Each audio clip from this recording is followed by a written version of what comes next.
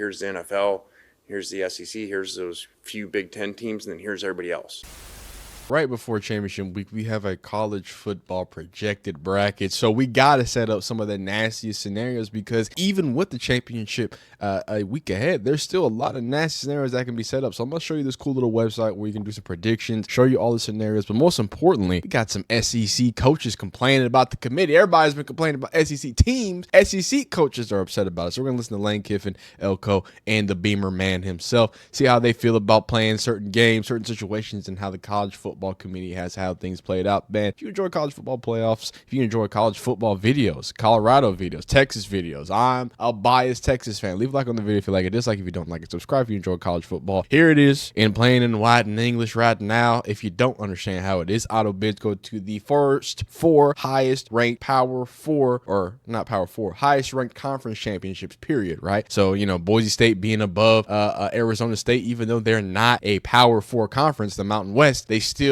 get the auto bid because they would be a higher ranked conference champion. And then, of course, the last conference champion is put where they are ranked in there. And obviously, they're going to be the 12th spot because Arizona State, because they're out of the top 12. So they're the first team in. Number 12 gets kicked out. And then 11 through up get in the chip. You feel me? So you can see how that's laid out right now, right here. A lot of pretty cool a lot of pretty cool particular matchups there, but we're going to get into this cool little site where we can show you all the different possibilities, because there's some nasty possibilities. But first things first, our favorite man, Lane Kiffin, has been doing a little bit of complaining. This time he's talking about the bad system that the CFP committee has instituted, and I don't think I can argue with him. I'm curious here.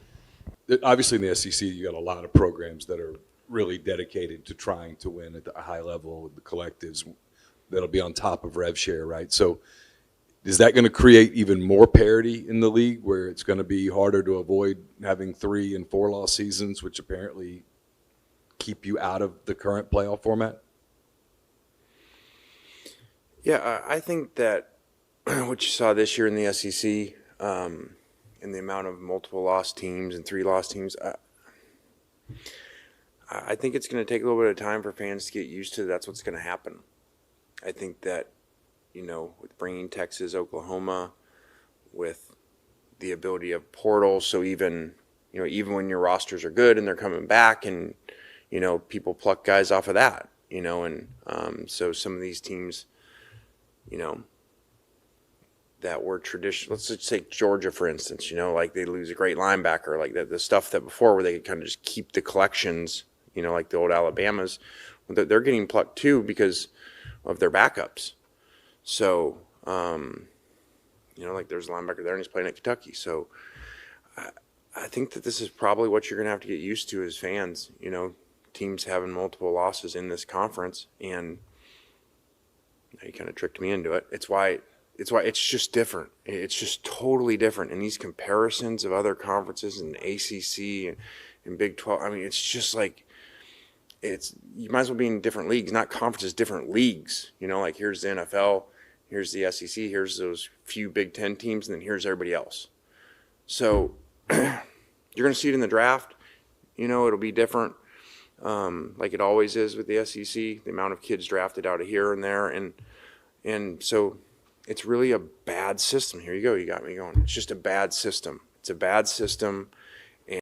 I mean, there you go. He said it. And I love the shots at the ACC, and I love the shots at the Big 12. And basically, that good old SEC, not just bias, but this is like SEC elitism at this point. This is some old antebellum, like deep-rooted, I'm better than you, son, right? We play better football down here where the Bible Belt happens to coincide, okay? We got phenomenal breakfast, elite football, and goddamn sundresses that will blow your world, son. And I don't know, how can you argue against that? So, Lane Kiffin, I appreciate you for putting the SEC supremacy out there. I'm sure the other conferences aren't going to hate us more because of your whining and complaining, but he's partially right. The SEC does seem to be on a different tier and different level, but would I completely count every other Big 12 team out of it? Would I completely count only some Big 10 teams? I don't know about that. As we've seen with recently Georgia Tech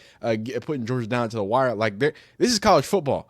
The beauty of it, and I think people are starting to Y'all are forgetting the beauty of it is that these are kids at the end of the day. These are 18 to 22-year-olds. So, yeah, you can stack the board. You can do all that. But an FIU can still beat Notre Dame, okay? A Georgia Tech could have beat Georgia, right? Like, these things still happen, and these upsets are still happening in a place where the riches should have been even more richer. So, I don't have the most doom and gloom look that Lane Kiffin has, but it makes sense because he's not in the playoffs. So I feel that.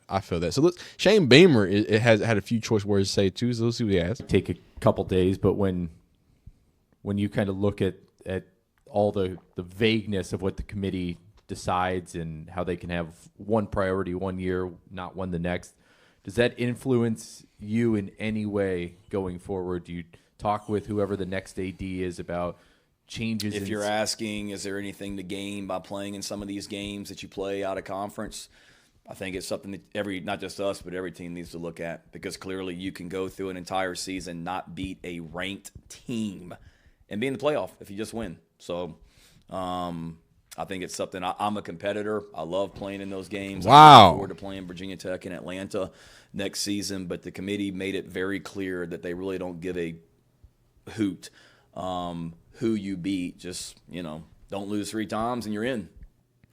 Wow. So this is so interesting to me because I feel like these are two different sides of a coin, right? Where Shane Beamer's coming at the fact that, which I gotta agree a lot more with Shane Beamer. Now I know he's talking about the Longhorns. I'm sorry about it. Sorry about it, son. We did what we do, how we do what we do it. We're the Karens of the SEC. Welcome. Hey, SEC, welcome to Texas. You're not welcoming Texas to the SEC. Welcome to Texas football. I know, we rule the world. It's terrible. I know, it's awesome. But no, in all seriousness, yeah, like we talk about a team like Texas that hasn't had any real ranked wins, any top 10 wins that are significant. You get almost basically embarrassed by Georgia. I'll let my bias aside. We got embarrassed by Georgia, right? You struggle against Vandy, right? You sweat one out against a few other teams. So like strength of resume, strength of schedule for us is not the best thing to bring to the table. Now, South Carolina had an amazing strength of schedule and also came down to the stretch of winning 6 straight games in the SEC. And I'm not going to sit here and just completely dunk on Lane Kiffin. Look, the SEC is different in some regard, especially when it comes to competition, right? There's always a chance to get got in the SEC in all college football in general, right? But I think it's just a different level of getting got ability when it comes to the SEC. The SEC might not be better than these conferences, but they eat at each other in a good way. I don't know. Don't take that in a weird way. You feel what I'm saying. You get what I'm saying. So I agree with him on a lot of these things, right? I agree that where are the incentivizations? That's not a real word.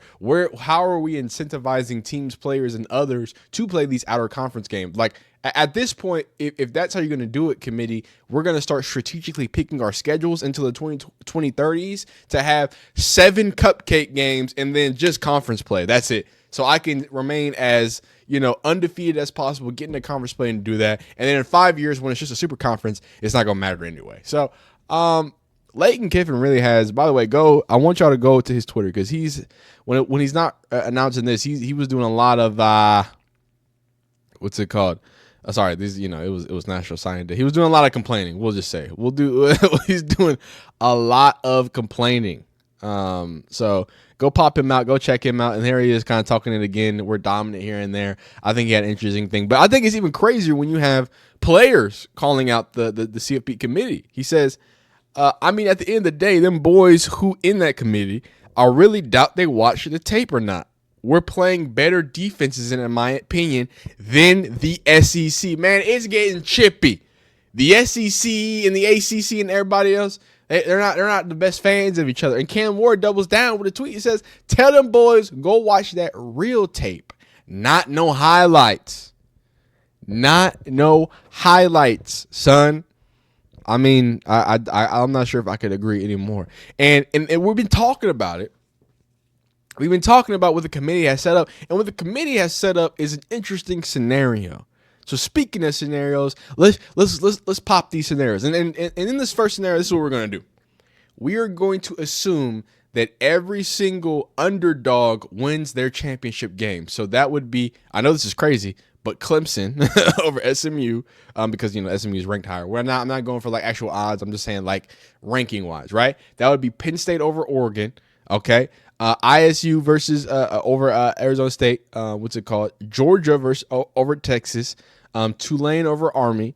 I don't. This doesn't matter. I'm sorry, y'all don't matter. And then UNLV over Boise State, and y'all don't matter. Anyway, if every single underdog or lower ranked conference champion wins, this is the scenario we have. The first round, we have Texas versus SMU, right? Or SMU at Texas. The Dallas Ponies come down to Austin to get that work. You got BYU and Eugene, okay? The Mormons versus the Ducks. And then you got UNLV at Indiana. UNLV has a path to the playoffs. Think about that.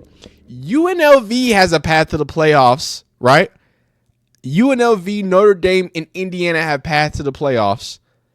But Ole Miss and South Carolina have no chance of getting in the playoffs. Not a chance. Because let me, and this is a crazy little scenario. We're gonna at the end. I'm gonna give you my actual what's called predictions. And let's flip the switch. This is what it looks like if everybody just wins the right way.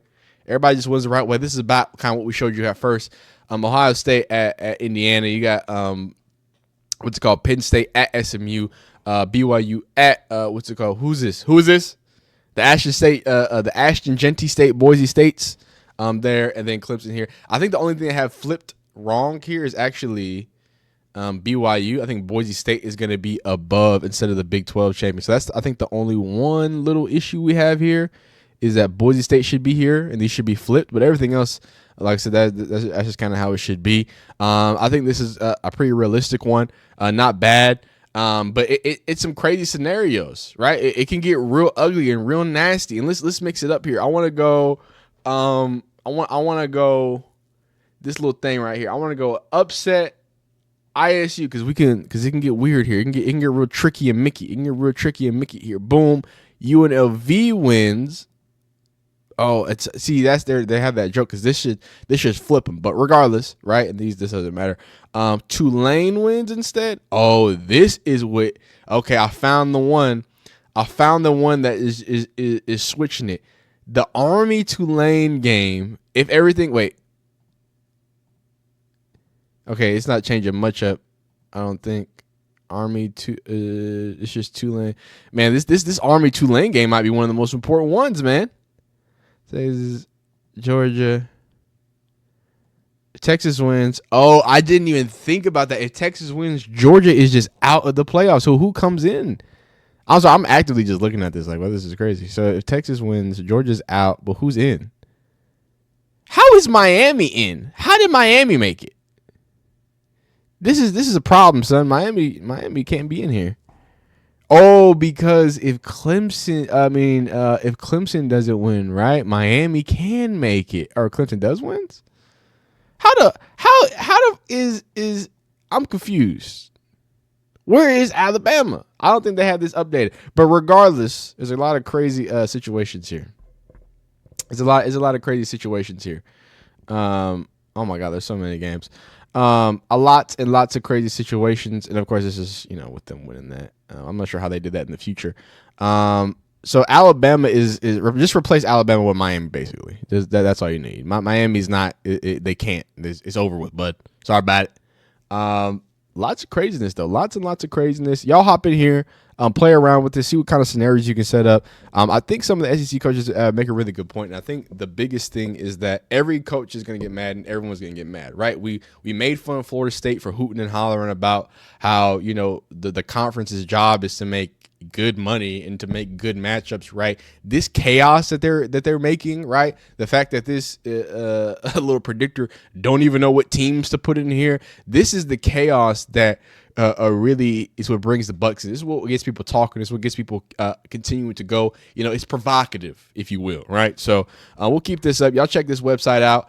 If I were to give you my predictions, right, I'm going to give you, and then you're going to give your predictions. I'm going to go SMU over Clemson. I'm going to go Oregon over Penn State. I'm going to go ASU over ISU. I do think Georgia's going to beat Texas. I think Army's going to beat Tulane. That doesn't matter. And I think Boise State's going to handle business, to be honest with you. And then coming from here, right, I think we can handle business against Penn State. We can beat mediocre Big Ten teams. We showed you that. I think Boise State handles BYU, even though BYU has a high-powered offense now. I think that Ashton Genty is too much. Rematch here, we know what's going to happen. This is Alabama, so I'm putting Alabama. This is Alabama. So Alabama versus, you know what's going to happen there. Oregon versus Boise, we already saw that. Texas handles smooth, and then Georgia. Because they won, yeah. And then Georgia, I think Georgia wins again. Georgia versus Texas again. I think this time we figure it out. I think Oregon beats Alabama, and Texas Oregon finals. Give me the horn, son. Y'all be phenomenal. Y'all be great. Leave a like and see if you like it. Dislike if you don't like it. Get down below, and again, predict your championship winner for the CFP. Be great. Be phenomenal. We'll see you next.